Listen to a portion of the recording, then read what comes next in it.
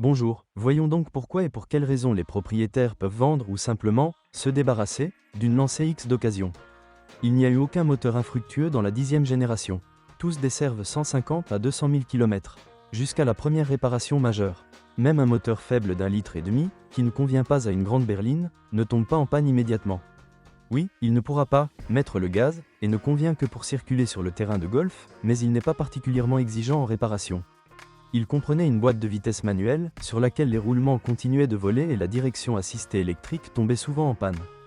D'autres moteurs à essence se sont révélés encore plus performants, plus puissants et plus fiables. Le fabricant proposait un choix de 1,5, 1,6, 1,8, 2,0 et 2,4 litres. On dit que les unités diesel se trouvent également sur le marché secondaire, mais elles apparaissent rarement dans les publicités. Les moteurs lancés n'étaient pas sans problème.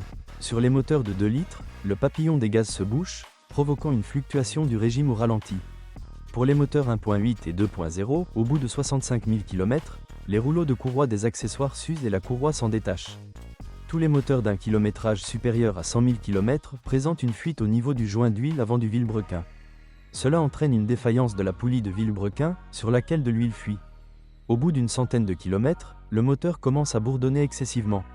C'est un signal d'affaissement de l'anneau en graphite du tuyau de réception. Les transmissions manuelles ne sont pas satisfaisantes, sauf celle qui est associée à un moteur d'1,5 litre. Les 1.5 et 1.6 étaient également équipés d'une boîte automatique conventionnelle, une boîte de vitesse ancienne, tranquille et peu économique, mais fiable et éternelle. Avec ces boîtes, il vous suffit de changer l'huile à temps, tous les 60 000 à 80 000 km. Un variateur a été installé sur les moteurs 1.8 et 2.0. Si l'ancien propriétaire n'a pas endommagé la boîte lors d'une conduite extrême, il n'y a rien à craindre.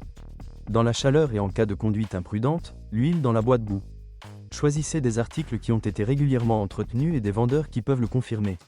Aucun autre problème typique avec les moteurs lancés n'a été identifié. Les militaires disent que la fine couche de peinture fournie à la 10e lancée dure assez longtemps. La voiture n'est pas sujette à la corrosion s'il n'y a pas de dommages mécaniques. Si les éclats étaient repeints aveuglément dans des garages sombres, la corrosion attendra le nouveau propriétaire sous la couche de ses réparations de carrosserie. La garde au sol n'est que de 165 mm, donc les jupes et kits carrosserie des lancés sont toujours rayés ou complètement arrachés. La longueur de la Mitsubishi Lancée est de 4570 mm. La norme pour une berline de classe, c'est le coffre de la Lancée ne rentre pas grand-chose. Seulement 315 litres, ce qui est nettement inférieur à celui de ses concurrentes. L'intérieur de la 10e Lancée reste longtemps dans sa forme originale. Le fait est en partie qu'il n'y a rien de remarquable ou d'innovant à l'intérieur des 10. Il ne sera donc pas possible de déterminer le kilométrage depuis l'intérieur. Un design intérieur attrayant et intéressant ne concerne pas la Lancée. À l'intérieur, le conducteur et le passager se sentiront minimalistes, rien de superflu. Parfois, c'est tellement ascétique que même ce dont nous avons besoin ne suffit pas. Le plastique à l'intérieur est dur et mat. La deuxième rangée de sièges est confortable. Il y a suffisamment d'espace pour les jambes, même pour les passagers de grande taille, mais on ne peut pas en dire autant de l'espace pour la tête.